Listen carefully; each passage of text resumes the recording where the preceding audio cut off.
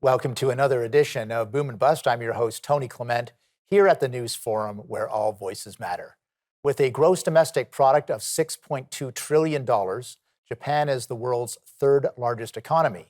In 2021, Canada's exports were $14.5 billion and imports were $15.5 billion. Here to discuss Canada-Japan ties is Tokuro Furuya. He is the Deputy Head of Mission for Japan in Canada and acts as the Minister in charge of Economic Affairs at the Embassy. Welcome, sir. Yeah, thank you very much for having me. Thank you. So I would like you now to characterize the Canada-Japan diplomatic and trade relations. Yes, Japan and Canada traditionally have a very good trade relations, but especially after the Russian aggression to Ukraine, the importance of the Canada as a reliable and stable supplier of energy, and especially the energy and food, is very important. So I think that now Japan and Canada's relations, including the economic relations, is growing, and we really appreciate this great trend. So let's delve a little bit more into the goods and services that are traded. So you're saying that there has been a noticeable increase in food exports and energy exports from Canada to Japan? Mhm. Yes, but the important thing is, of course, the number. But at the same time, there is a strong demand from Japanese side to the Canada's the source for energy and food. Well, I'll give you one example, which is potash. Japan is importing around 60% of the potash from Canada. But the almost 30% of the potash was from Russia and Belarus. And we Japanese side is now asking the Canadian government, the Canadian producers, to increase the production of potash in order to let us buy your potash in Japan. So you were reliant a little bit on Belarus and Russia, it sounds like, for potash, which is, of course, used for fertilizer. But you would like to obtain more potash from Canada, it sounds like. Yeah. Yes, that's correct. That's correct. And actually, in June this year, the state minister for agriculture especially came to Ottawa to ask to have some meeting with the agriculture minister to ask that this issue of the increase of the production of the potash. So this is first time in Ottawa we accept after the pandemic the political leader to come to Ottawa. So I really appreciate it. And Canadian side is basically very positive on our request. So we are very happy. And I hope that these good relations, good trade relations will increase further.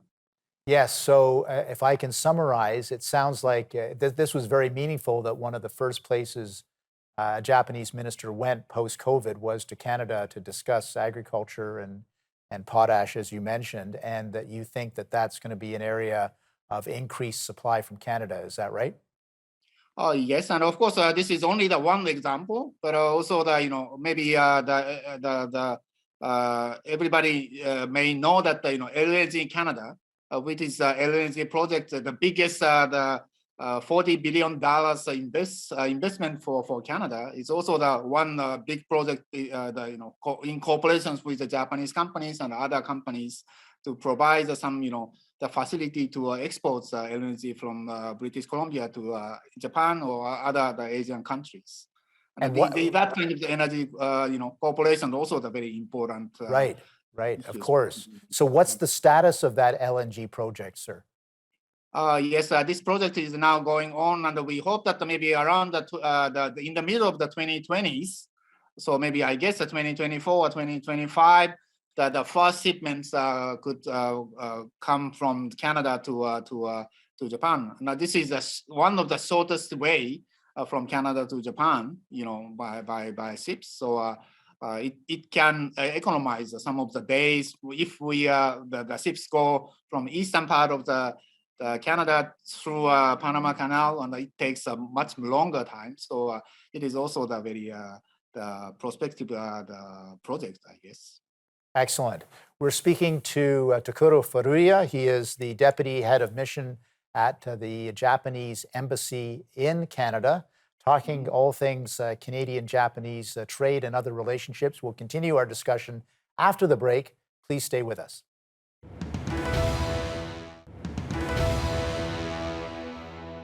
Canada and Japan are both signatories to the Comprehensive and Progressive Agreement for the Trans-Pacific Partnership. So I'd love to get your analysis or your point of view on how this is working out and how it allows for more trade. Yes, CPTPP is a very important treaty for both Japan and Canada. And actually, these two countries, Japan and Canada, are the biggest economies in the CPTPP members. And of course, we are now discussing the how to the implement and also the enlarge the new accessions towards CPTPP. And in that sense, Tokyo puts a very strong emphasis to having the close coordinations with Canada or Canadian government to how to deal with new accession issues. So new accession. Also, are there discussions about how it can accelerate more trade between our two countries? Oh yes, of course. You know, the based on the CPTPP, we can made a big progress on the you know the enhance the trade between Japan and Canada. And one example is that you know some of the agricultural food from Canada to Japan, if the Canadian producers use the CPTPP, then it may reduce a big amount of the customs to Japan. So and I understand that you know many of the Canadian friends also work to how to promote the existence of the CPTPP, since the system is that the producer should apply for the custom reductions through the CPTPP the mechanism. So we hope that more and more Canadian food or Canadian goods will come to Japan, and also vice versa. We hope that we would like to also export our agricultural materials to Canada, and I hope that the Canadians also enjoy for example, the Wagyu Japanese beef or other fruits or the maritime food like a sushi type of things. And I hope that this is both two-way rounds the trade. So we hope that this trade will increase further. Absolutely, indeed, absolutely. I want to talk a little bit more about supply chains too, because it looks like post-COVID, supply chains are changing or adjusting, particularly with respect to the People's Republic of China. So how does that change sort of Japan's view of supply chains and where it fits in with Canada? Thank you very much. This is a very good question, since nowadays in Japan we are talking about the economic security, and this does not mean that we would like to have the trade with many countries, but we shouldn't rely on too much on one specific country.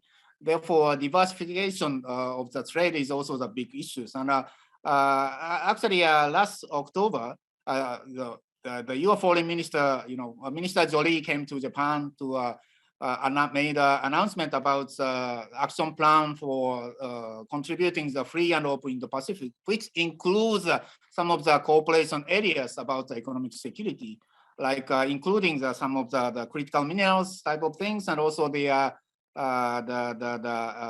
electric vehicle or the batteries. And this is maybe one of the sphere for the future cooperation between Japan and Canada. Mm-hmm. So do you see that these supply chains are going to change then? Is this something that Japan is seeking to do as it, I don't say, it's not about decoupling, but it's about securing your national interest through supply chains? Yes, that's correct. And one of the main issue for the economic security is, as you said, how to have the resilient supply chains, which means that as you mentioned that we shouldn't rely on too much of the some specific countries. So we would like to have the more maybe one good the examples is that maybe this is an old day story, but the 10 years ago, Japan imported rare earths from China around the 90%. But we try our best to make it less reliable to China. Right. And nowadays, around the 60% of the rare earths from China. And but we hope that Yes. we hope that there will be more cooperations Sure. with Canada on these type of things like critical minerals. Sure. We're just going to take a brief break.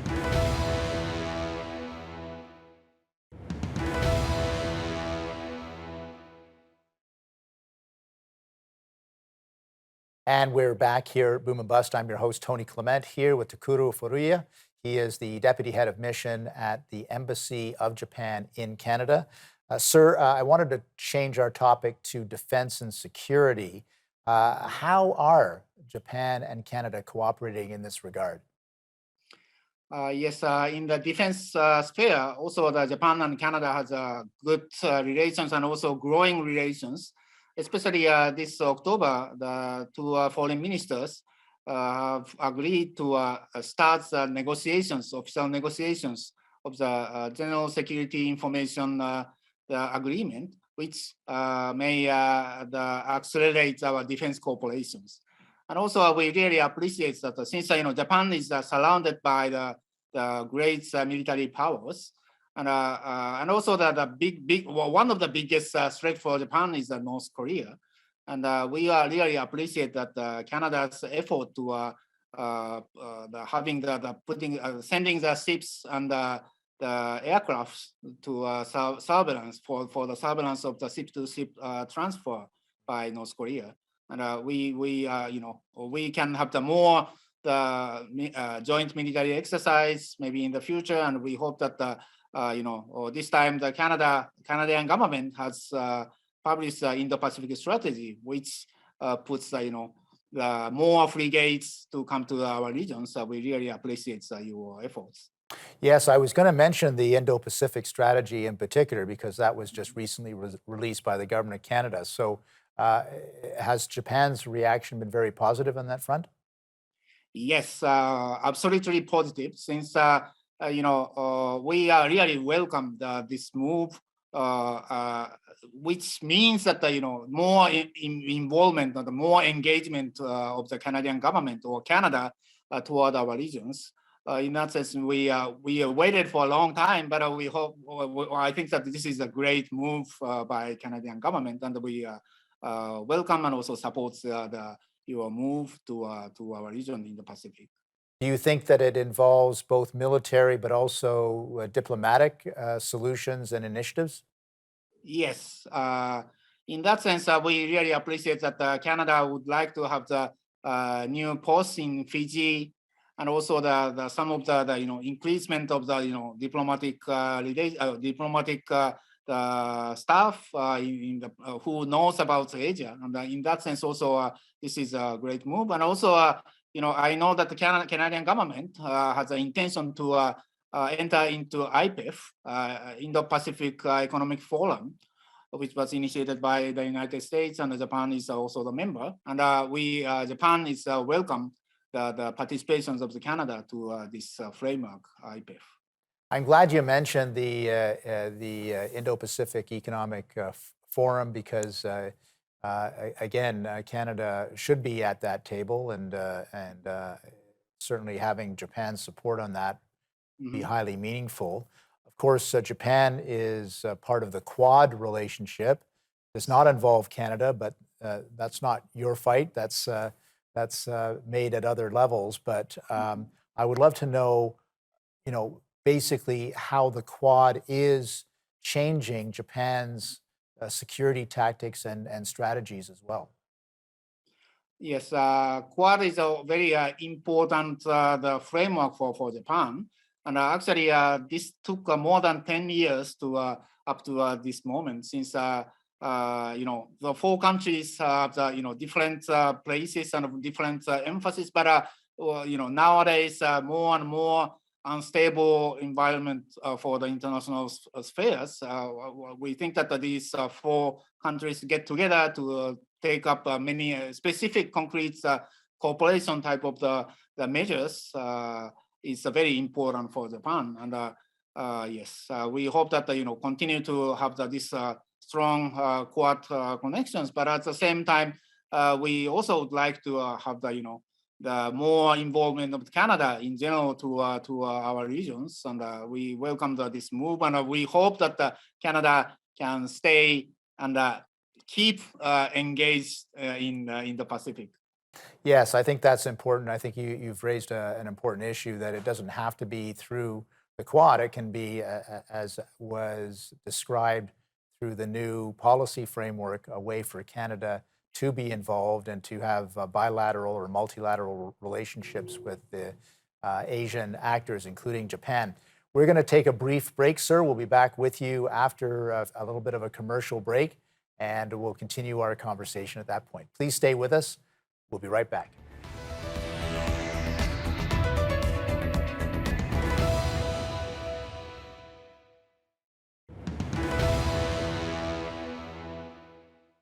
Welcome back to Boom and Bust. I'm your host, Tony Clement, here with Tokuro Furuya. He is the Deputy Head of Mission at the Embassy of Japan in Canada. Mr. Furuya, you mentioned before the break, I'm putting it in my own words now, but Japan really is in a bit of a dangerous neighborhood. You've got Russia, you've got the People's Republic of China, you've got North Korea.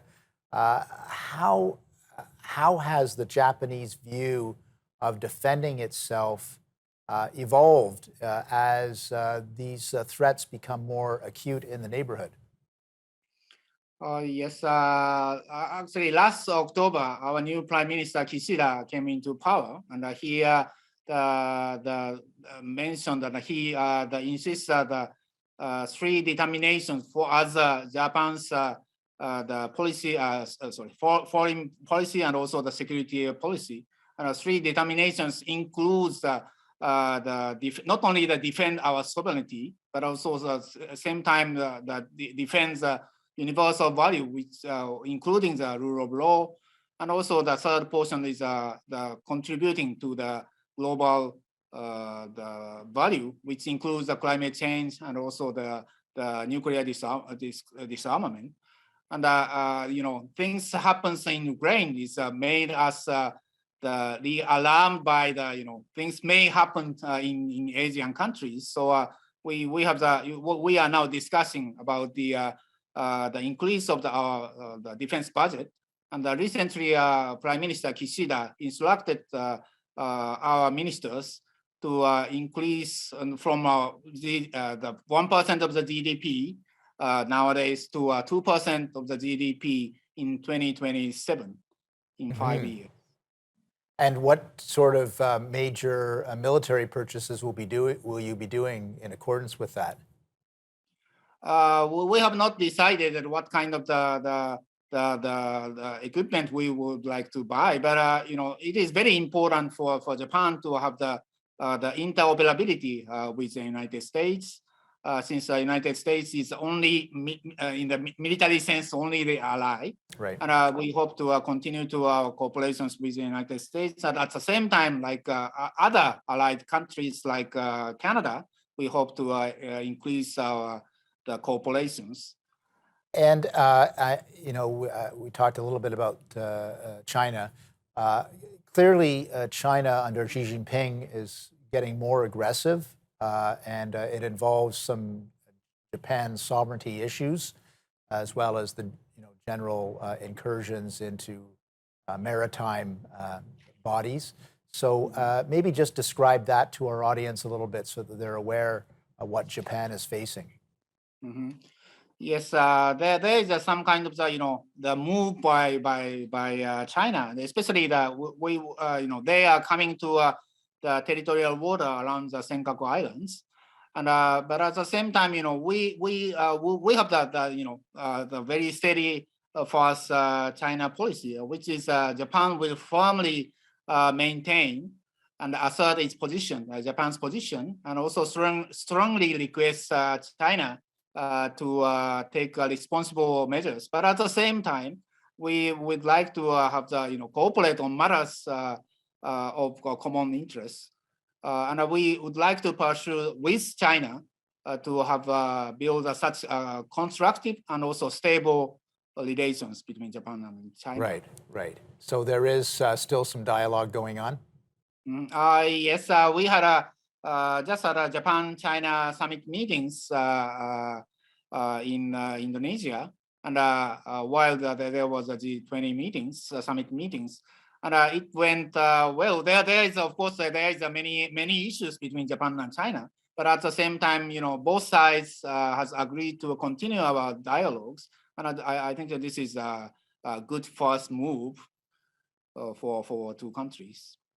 I want to thank our guest. Thank you, Mr. Tokuro Furuya, for describing the situation with Canada and Japan's security needs to us. He comes to us from the Embassy of Japan in Canada. Thank you, sir, for making time to be on our program today. Yeah, thank you very much for inviting me to the great the program. Thank you. Thank you. Would like to thank the Japanese Embassy to Canada for supplying Mr. Tokuro Furuya. He is certainly an expert on trade and security issues, and we got to understand a little bit more about Japan, some of its relationships with Canada when it comes to trade, and the more general geopolitical issues that it is facing. Thanks for watching today.